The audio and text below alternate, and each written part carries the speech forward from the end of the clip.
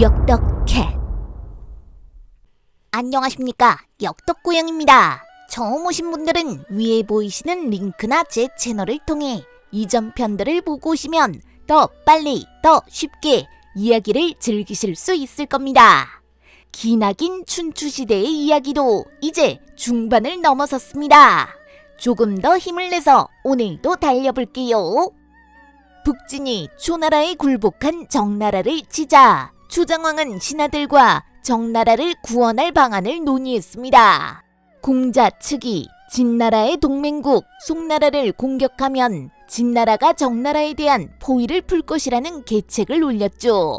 초장왕은 그럴듯한 계책이라고 생각했으나 송나라를 공격할 명분이 없었습니다. 이에 새로이 영윤 자리에 오른 공자 영제가 계책을 냈습니다. 예전에 선왕께서 권맥의 여러 제후들과 회맹을 맺을 때 송나라가 참석하지 않았습니다. 이에 대부 신무회가 송나라 하급 관리를 사로잡아 죽인 일이 있습니다. 신무회를 제나라와의 화친 사신으로 보내면서 송나라를 지나가게 하소서. 그럼 송나라는 옛 원한으로 신무회를 죽일 것이고 그렇게 되면 이를 명분으로 송나라를 공격하면 됩니다. 초나라다운 잔인한 발상이었죠. 초장왕은 이 계책을 따르기로 하고 신무회를 불러 제나라 사신으로 갈 것을 명했습니다. 신무회는 송나라와의 오랜 원한을 설명하며 가기를 주저했습니다. 그러자 초장왕은 버럭 화를 내며 왕명을 어길 셈이냐고 따졌죠. 왕이 자신을 제물 삼아 송나라와의 전쟁을 꾀하고 있음을 깨달은 신무회는 묵묵히 제나라 사신의 임무를 받아들였습니다. 그는 떠나면서 초장왕에게 자신의 아들 신설을 부탁했습니다.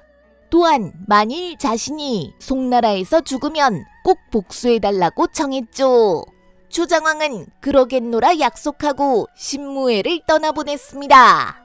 송나라 국경에 도착한 신무회는 길을 빌려달라는 초왕의 서찰조차 없었기 때문에 즉각 송나라 관리들에게 사로잡혀 송문공 앞에 끌려갔습니다. 송문공은 신무회를 알아보고 그를 꾸짖었습니다. 그러자 신무회는 되려 송문공이 자신의 형님을 죽이고 할머니와 불륜을 저질렀다며 그를 모욕했죠. 이에 화가 머리끝까지 난 송문공은 그 자리에서 신무회의 혀를 뽑고 목을 쳤습니다. 신무회의 죽음이 초나라에 전해지자 초장왕은 즉각 대군을 일으켜 공자 측을 총사령관으로 삼아 송나라를 공격했습니다. 그는 송나라 수도 수양성을 포위하고 공격했습니다. 그러자 송나라는 즉각 사신을 북진으로 보내어 원군을 청했죠. 송나라의 원군 요청을 받은 북진의 진경공은 즉각 송나라를 구원하고자 했으나 신하들이 만류했습니다. 얼마 전 필전투에서의 패배로 초나라와의 정면 충돌을 피하고자 하는 움직임이 컸던 것으로 보입니다. 대신에 북진은 사신 하나를 송나라로 보내어 북진의 구원군이 곧 송나라로 갈 것이니 더 버티라는 소식을 전함으로써 송나라가 초나라의 포위를 최대한 오랫동안 버틸 수 있게 고양코자 했습니다. 북진에서는 언변이 뛰어난 해양이라는 신하에게 사신의 역할을 맡겨 파견했습니다. 그런데 해양은 수양성에 들어가지 못하고 중간에 초나라 군사들에게 잡혀버렸습니다.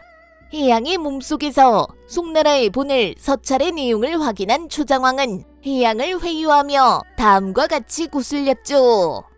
만일 그대가 송나라 사람들에게 진나라에서는 구원군을 보내지 않기로 결정했다라고 알리면 그대를 초나라의 현공으로 삼겠노라. 과인을 위해 힘써주길 바란다. 이에 해양은 선뜻 승낙했습니다. 다음날 초장왕은 해양을 수양성 앞에 보내어 약속한 대로 해양이 수양성에 소리치도록 시켰죠. 그러나 해양은 수양성 앞에 도착하자 큰 소리로 외쳤습니다. 송나라 사람들이여, 진나라의 원군이 곧 성에 도착할 것이다. 굳건히 성을 지키라.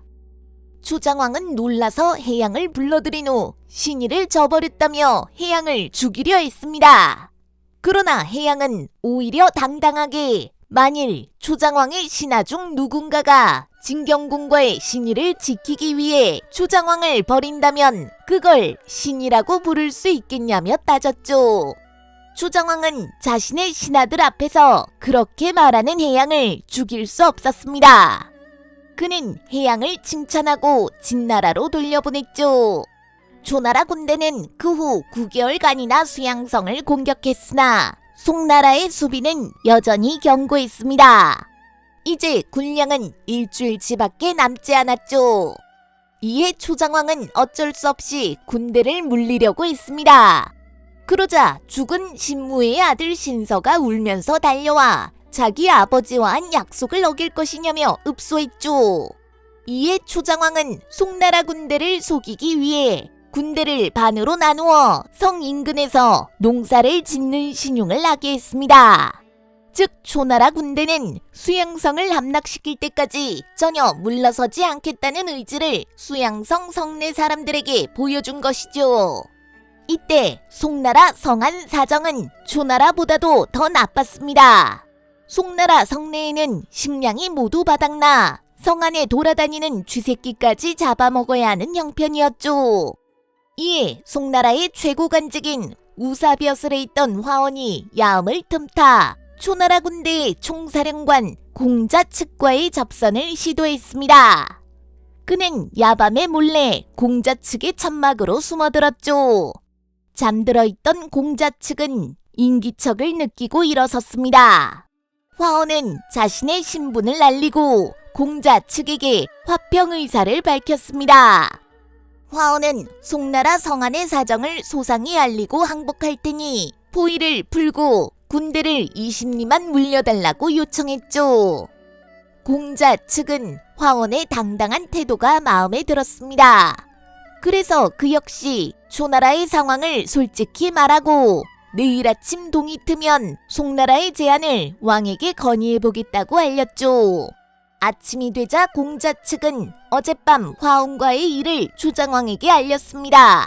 초장왕은 송나라의 제안을 받아들여 군대를 20리 밖으로 물렸고 그날 오후 화원이 송나라 대표로 초나라 군영에 당도하여 초장왕에게 충성을 맹세했습니다. 또한 초나라에서는 공자 측이 대표가 되어 송나라 성에 들어가 송문공으로부터 충성의 맹약을 받았죠. 이로써 송나라는 초나라에 완전 굴복하게 되었고 초정왕은 그제야 군대를 물려 귀국했습니다. 그리고 화원은 초나라의 볼모가 되어 함께 초나라로 갔죠. 한편 초나라가 송나라를 포위한 지 9개월이나 지날 쯤 진경공은 더 이상의 신뢰를 잃고 싶지 않아 마침내 원군을 보내고자 했습니다. 그런데 북쪽의 국가인 루나라의 왕 영하가 자신의 신하 풍서에게 압박을 받은 끝에 진경공에게 원군을 청해왔습니다. 사실 루나라의 왕 영하는 진경공의 처남이었죠. 진경공의 누이인 백희가 영하의 부인이었기 때문입니다. 그런데 루나라의 권신 풍선은 자신의 권력 강화를 위해 궁중 내 북진의 세력을 일소할 필요를 느꼈습니다. 결국 그는 백희에게 누명을 씌워 그녀를 살해했죠. 그와 함께 궁중 내 친진나라 세력을 모두 처단해버렸습니다.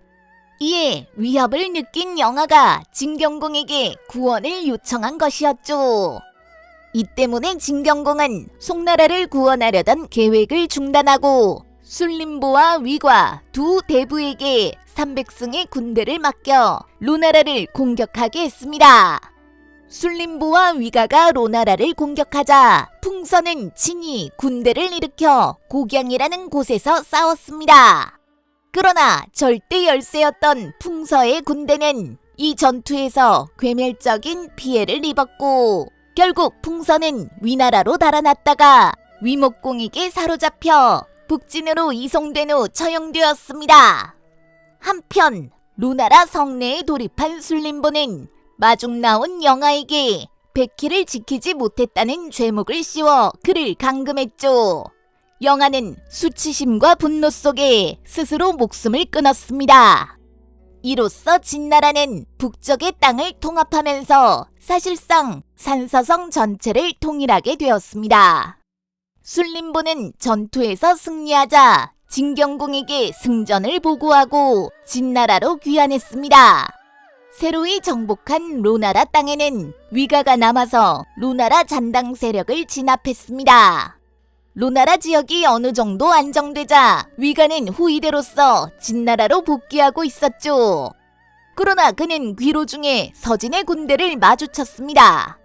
당시 서진의 군주인 진왕공은 로나라 풍서와 동맹 관계였기 때문에 원군을 보내온 것이었죠. 위가가 다가오는 서진의 군대를 보니 생각보다 소수였습니다. 그래서 그는 서진 군대를 정면에서 맞았죠. 그런데 서진의 대장 두회는 무시무시한 장사였습니다. 그는 성경에 나오는 골리앗처럼 거인 같은 키와 힘으로 위가의 군대를 닥치는 대로 죽였죠. 양군은 하루 종일 싸우다가 그날 밤 각자의 진지로 돌아왔습니다. 다행히도 그날 밤 위가의 동생 위기가 구원군을 이끌고 위가의 진영에 합류했습니다. 병력이 어느 정도 보충되자 다음 날 아침 위가와 위기 형제는 다시금 두회에게 죽을 힘을 다해 도전했으나 역부족이었습니다. 두회의 용맹은 북진의 군대를 떨게 만들었죠. 결국 그날의 싸움에서도 북진은 상당한 병력 손실만 내고 후퇴하고 말았습니다. 그날 밤 위가는 근심 속에 부중에서 잠이 들었습니다. 그때 꿈에 한 노인이 나타나 청초파, 청초파라고 귀에 속삭였습니다. 그 꿈이 너무 리얼해서 위가는 위기에게 꿈 얘기를 했습니다. 위기는 전장터 인근에 청초파라는 지역이 있다는 사실을 알렸죠. 위가는 문득 계책이 떠올랐습니다. 청초파, 즉 수풀이 우거진 언덕에 위기의 군대를 매복시켜 놓고 자신이 미끼가 되어 두회를 끌어들여 기습하면 승기를 잡을 수 있지 않을까 하는 생각이 든 것이죠. 형제는 위가의 계책대로 움직이기로 하고 다음날 두회의 군대를 청초파로 유인했습니다. 두회의 군대는 위가의 계책대로 위가의 군대를 쫓아 청초파로 진입했죠.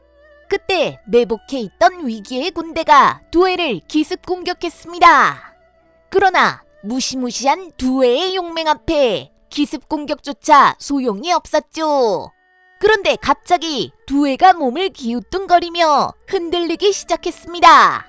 위가가 자세히 보니 두회가 움직일 때마다 한 노인이 그의 발밑에서 풀로 그의 발을 묶어서 두회가 비틀거리도록 만들고 있었습니다. 이에 위가는 주위의 병사들에게 저 노인이 누군지 아느냐고 물었습니다.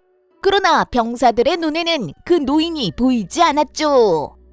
기이하다고 생각하면서도 위가는 즉각 두회를 사로잡을 것을 명했고 결국 두회는 북진의 군대에게 포박되었습니다. 대장이 사로잡히자 소수 병력에 불과했던 서진의 군대는 뿔뿔이 흩어졌죠. 결국 위가와 위기는 두회를 죽일 수 있었고 북진의 군대는 서진군을 어렵사리 물리칠 수 있었습니다. 그날 밤 위가는 꿈에서 낮에 보았던 노인을 만났습니다. 위가가 당신은 누구냐고 물었더니 자신은 죽은 조이의 부친으로 지난날 자기 딸을 살려준 은혜에 보답하기 위해 오늘 풀을 묶어 두회를 저지했다고 말하고 사라졌죠. 자초지종은 이랬습니다. 위가와 위기는 진문공 막하에서 가장 용맹했던 위주의 아들들이었습니다. 위주에게는 조이라는 젊은 첩이 있었는데 그는 늘 위가에게 자신이 죽으면 조이를 좋은 곳에 잘 시집 보내주라고 입버릇처럼 말하곤 했죠. 그런데 위주는 막상 죽을 때가 되자 위가에게 유언으로 다음과 같이 부탁했습니다. 조이는 내가 가장 사랑하는 첩이다. 내가 죽으면 같이 순장시켜다오. 그러나 위가는 조이를 순장하지 않고 좋은 곳에 제가시켜 주었습니다. 동생인 위기가 왜 아버지의 유언을 따르지 않았냐고 묻자 위가는 다음과 같이 대답했습니다. 아버지께서 맨정신이실 때 늘 조의를 제가 시키라고 하셨다. 죽음에 이르면 사람은 누구나 정신이 없는 법이니 평상시에 하시던 말씀이 아버님의 진심이셨을 것이다. 그러니까 조이는 위가 덕에 순장되지 않고 잘 살 수 있었던 것입니다. 그 조이의 죽은 부친이 풀을 묶어 위가에게 보답한 것이죠.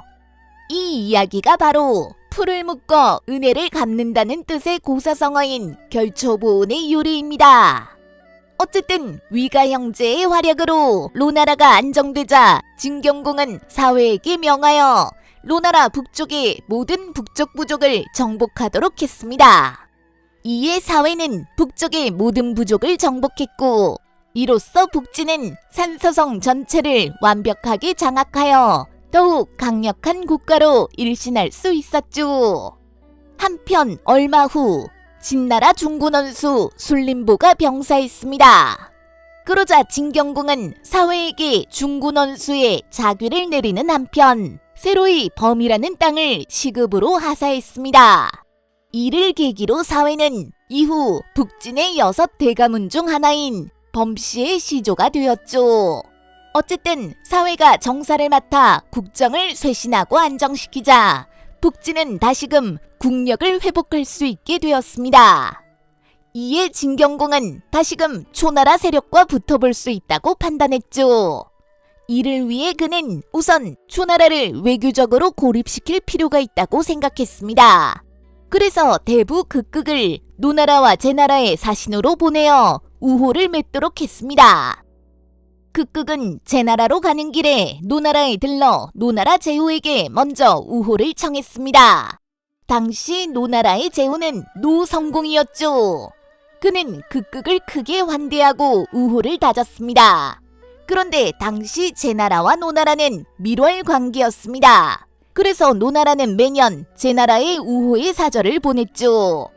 마침 그때 노나라에서도 대부 개손행보가 제나라의 친선사절로 출발하려던 참이었던지라 노성공은 극극이 개손행보와 함께 제나라에 방문하도록 배려했습니다.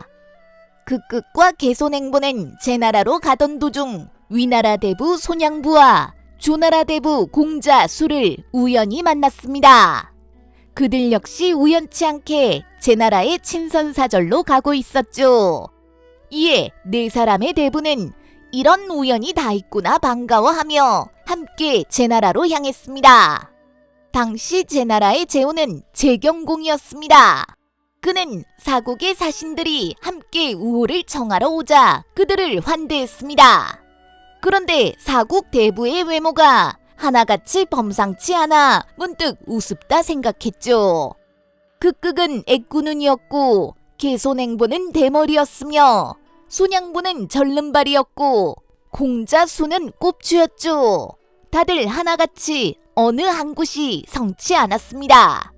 사신들이 공관으로 물러가자 제경공은 내실에 가서 자신의 어머니인 소태부인에게 그 진기한 광경을 자랑삼아 말했습니다. 소태부인은 자신도 그 광경을 한번 보고 싶다고 했죠. 효심이 깊었던 제경공은 그 다음날 잔치를 열 것인데 그때 잠시 그들을 보시라고 권했습니다. 그런데 제경공은 효심이 너무 과하여 소태부인을 웃겨주려다가 그만 사국의 사신에게 큰 모욕을 주고 말았죠. 그는 각 대부들과 똑같은 결함이 있는 인물들을 골라 각각의 마차를 끌게 했습니다.